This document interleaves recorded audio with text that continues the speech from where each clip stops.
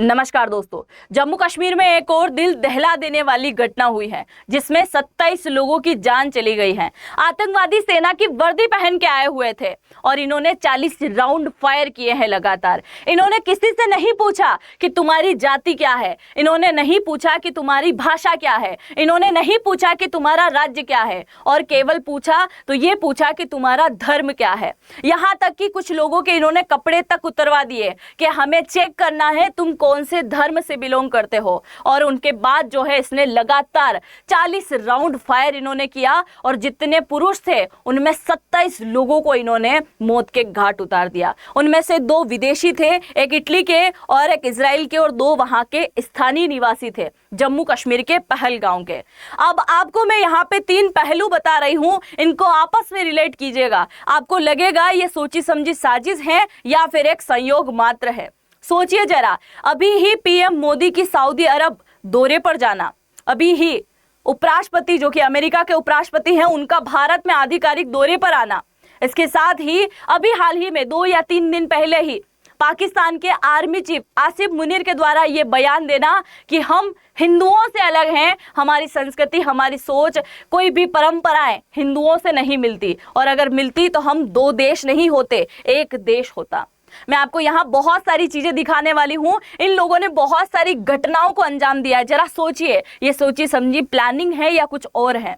देखिए, ये एक नई शादी इनकी हुई थी, ये ऑलरेडी आर्मी में है और इन्होंने शादी करी, ये जम्मू कश्मीर के अंदर ही इनकी ड्यूटी थी और ये अपनी पत्नी को लेके गए। 7 दिन पहले इनका विवाह हुआ और अब जो हैं ये इस दुनिया में नहीं रहे हैं, शहीद हो चुके हैं। दूसरा, कर्नाटक के मंजुनाथ हैं जो कि कहीं ना कहीं यूट्यूब पे इनका एक चैनल बना हुआ है जहां इन्होंने एक वीडियो बनाया और इस वीडियो में इन्होंने कहा कि जम्मू कश्मीर की वादियाँ बहुत ही सुंदर हैं, आप भी आइए घूमने। 370 की धारा हटने के बाद में कहीं ना कहीं जम्मू कश्मीर में अब शांति से हो गई है और ये धरती का स्वर्ग है, जरूर से घूमिएगा। कुछ इनके बहुत अच्छे पल थे जो कि ये इनका अब आखिरी वीडियो हो चुका है और इनकी मौत हो चुकी है। सोचो जरा, हम जम्मू कश्मीर को धरती का स्वर्ग मान रहे हैं, ये ना हो कि आने वाली पीढ़ी इसको धरती का स्वर्ग बोलने की बजाय बोले कि ये तो धरती का नर्क है, क्योंकि आतंकवादियों ने ये जता दिया है कि हम कभी भी कुछ भी कहीं भी कुछ भी कर सकते हैं।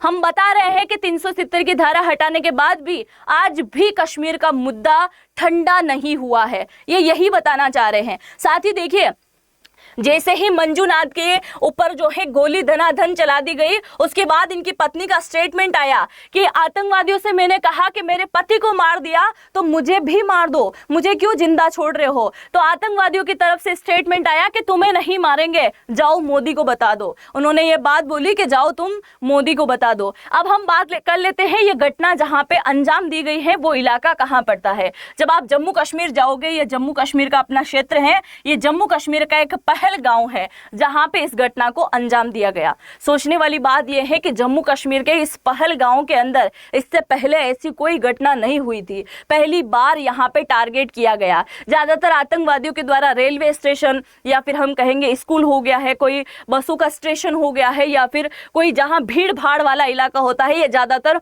उन इलाकों को टारगेट करते हैं। पर आतंकवादियों ने अपने टारगेट ही चेंज कर लिए, क्योंकि इससे पहले वाली जो बड़ी घटना थी वो पुलवामा अटैक थी। आप सभी को पता होगा 2019 में सीआरपीएफ के 47 सेना के जो जवान थे वो शहीद हो गए थे उस टाइम भी, और इस टाइम भी इन लोगों ने इनको टारगेट बनाया है। तो ये एक बहुत बड़ी साजिश है। अब मैं आपको एक एक पहलू यहाँ पे बता रही हूँ। पीएम मोदी जब सऊदी अरब के दौरे पर गए तो ये पाकिस्तान के सामने एक खुली चुनौती थी, क्योंकि सऊदी अरब ने हाल ही में एक गाइडलाइन तय करी थी पाकिस्तान को लेकर। इन्होंने बोला था कि पाकिस्तानी भिखारियों के लिए नए नियम बनाए जा रहे हैं, और ये कहीं ना कहीं पाकिस्तान के लोगों के अंदर जो है गलत भावना गई। पाकिस्तान के अंदर जो है कहीं ना कहीं ये संदेश गया कि अब भारत मजबूती की तरफ बढ़ रहा है, पाकिस्तान कुछ नहीं। पाकिस्तान में इसको एक चुनौतीपूर्ण लिया गया और उसके बाद इस घटना को अंजाम दिया गया। पाकिस्तान के एक एनालिस्ट है कमर चीमा, इन्होंने कहा कि पाकिस्तान को ये फूटी आंख नहीं सुहाता कि भारत तरक्की करे या भारत सऊदी अरब के साथ में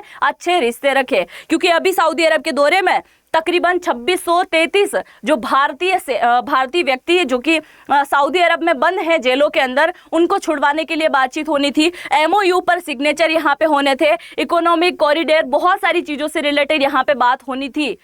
पर अभी सऊदी अरब का दौरा जो है पीएम मोदी ने रद्द कर दिया है और उन्होंने आपातकाल मीटिंग बुला ली है और अब वो भारत की तरफ वापस लौट आए हैं। अब इसमें कुछ न कुछ हम मान सकते हैं कि बड़ा एक्शन भारत सरकार यहाँ पे जरूर ले। दूसरा, अमेरिकी उपराष्ट्रपति जेडी वेंस का यहाँ पे आना और आतंकवादियों का यह हमला करना, मतलब ये बताना चाह रहे हैं कि भारत की सुरक्षा किस प्रकार की है, हम इसको किसी भी टाइप से खोखला कर सकते हैं। ये खुली चुनौती इन लोगों ने दी है। साथ ही आप यहाँ पे देखिए, जम्मू कश्मीर में 2024 में 2.35 करोड़ टूरिस्ट यहाँ पे पहुंचे थे, जिसकी संख्या लगातार बढ़ती जा रही थी। क्या ऐसे आतंकवादी हमले होंगे तो क्या जम्मू कश्मीर की जनता कहीं उठ पाएगी? क्योंकि उन लोगों के साथ में तो गलत हो रहा है, क्योंकि उनकी इकोनॉमिक पूरी की पूरी केवल और केवल टूरिस्टों के आधार पे ही डिपेंड करती है। ये सारे वो व्यक्ति हैं जिनकी मौत हो चुकी है। ये 17 लोग जिनकी मौत हुई थी, उनमें से कुछ के जिनके नाम न्यूज में मिले थे मैंने यहाँ लिए हैं, और ये लोग जो घायल हैं इनका इलाज अभी चल रहा है। इसके साथ ही आप देखिए, जैसे ही घटना हुई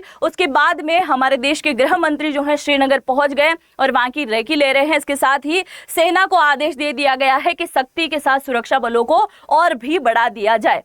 इसके साथ ही मैं आपको यहाँ पे आगे दिखाने वाली हूँ, अलग अलग लोगों के द्वारा जो है यहाँ पे लगातार ट्वीट आ रहे हैं कि इनको बख्शा नहीं जाएगा। ये जम्मू कश्मीर के एक व्यक्ति हैं जिनके द्वारा कहा गया है कि इसका बहुत बुरा असर जो है हमारे यहाँ पर्यटकों से हम जो पैसे कमा रहे थे उसके ऊपर पड़ने वाला है, क्योंकि हमारा जो पहलगांव है एक बहुत ही सुंदर प्रकृति का जो है नेचर का बहुत अच्छा क्षेत्र है और उसके चलते कई सारे लोग यहाँ पे घूमने के लिए आ रहे हैं। अब घूमने वाले लोगों को जब टारगेट बना दिया जाएगा, उनके साथ ही गलत होगा, तो फिर लोग क्यों जम्मू कश्मीर में आना पसंद करेंगे। अब मैं आपको एक और पॉइंट यहाँ पे बताने वाली हूँ। लश्कर-ए-तैयबा के द्वारा इसकी जिम्मेदारी ली गई है कि हम लोगों के द्वारा ही इन सब को अंजाम दिया गया है, हमने ही इन सभी बातों को अंजाम दिया है। साथ ही पीएम मोदी का भी ट्वीट आता है कि इन लोगों को अब बख्शा नहीं जाएगा, इनके साथ कुछ ना कुछ होगा। ये सऊदी अरब के दौरे की पिक्चर्स हैं, पर वो अब रद्द हो चुका है। ये उपराष्ट्रपति का भारत के अंदर आना, डोनाल्ड ट्रंप ने बोला कि इसी दुख की घड़ी में भारत के साथ में है।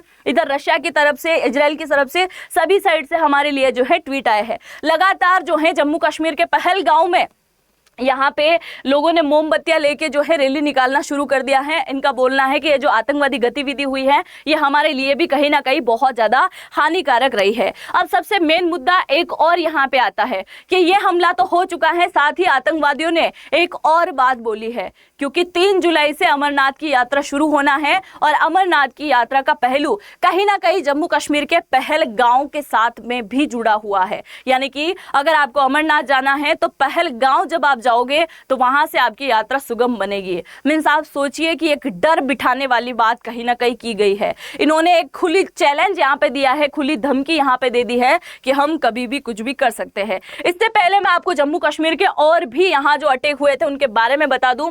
पुलवामा अटैक जिसमें 47 शहीद जो है हो चुके थे जवान, इन्होंने एक बहुत बड़ा हमला यहाँ पे किया था जिसकी जिम्मेदारी ली थी जैश-ए-मोहम्मद आत्मघातियों के द्वारा। दूसरा उरी अटैक जो हुआ था उनमें 19 सैनिक शहीद हुए थे, जैश-ए-मोहम्मद आतंकवादियों के द्वारा इसकी जिम्मेदारी ली गई थी। गांदरबल हमला भी यहाँ पे हुआ था, इसके साथ रियाशी हमला हुआ था जिसमें 9 लोगों की मौत हो गई थी। अमरनाथ के लिए यात्रा में एक बस गई थी जिसमें बस घटना हुई थी, आप सभी को पता हो तो। उधम अटैक हुआ था यहाँ पे, कठुआ अटैक हो चुका है, डोडा हमला हो चुका है, गुलमर्ग हमला हो चुका है। उसके बाद कहीं ना कहीं सेना जो है बहुत ज्यादा यहाँ पे एक्टिव हो चुकी है। अब हम बात कर लेते हैं पाकिस्तान के आर्मी चीफ ने इन दिनों ऐसी कौन सी हिंट्स दी थी जिससे ये पता चले कि कहीं ना कहीं आतंकवादी हमला होने वाला है। इन्होंने क्या बोला था, हम अलग हैं, हमारी सोच हिंदुओं से अलग है, हमारी परंपराएं अलग हैं। अगर हम और हमारी संस्कृति और हमारी सोच हिंदुओं से मिलती जुलती